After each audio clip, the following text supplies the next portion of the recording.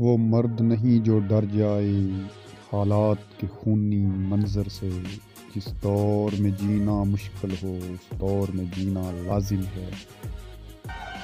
Indian farmers نے مودی حکومت کی متنازع زرعی پالیسیوں کے خلاف احتجاج کا سلسلہ جاری رکھا ہوا ہے،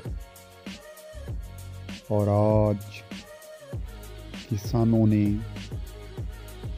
دلی کے لال قلعے پر خالصتان کا پرچم لہرا کر یہ ثابت کر دیا ہے کہ مزدوروں کی آواز کو، کسانوں کی آواز کو، غریبوں کی آواز کو، مظلوموں کی آواز کو کسی طریقے سے بھی ظلم سے، ریاستی دہشت گردی سے، جبر سے دبایا نہیں جا سکتا۔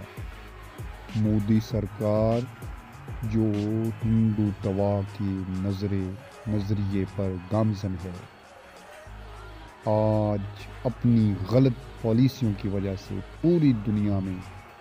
شرمندگی کا سامنا کر رہی ہے۔ کشمیریوں پر ظلم و ستم جس کا سلسلہ مدتوں سے جاری ہے، اس کا جواب بھی مودی حکومت کو، ہندوؤں کو دینا پڑے گا۔ اٹھو میری دنیا کے غریبوں کو جگا دو، کاخ عمرا کے در و دیوار ہلا دو، اس کھیت سے دہقاں کو میسر نہ ہو روزی، اس کھیت کے ہر خوشۂ گندم کو جلا دو۔ اگر انڈین گورنمنٹ اپنی غلط پالیسیوں کو نہیں بدلتی، اپنی روش کو نہیں بدلتی، اگر مسلمانوں پر ظلم و ستم کا بازار گرم رکھتی ہے، اگر سکھوں پر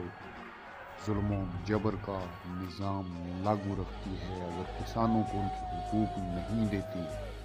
اگر کسانوں کے خلاف بنائی گئی غلط پالیسیوں کو نہیں بدلتی، تو عنقریب انڈیا ٹوٹنے والا ہے۔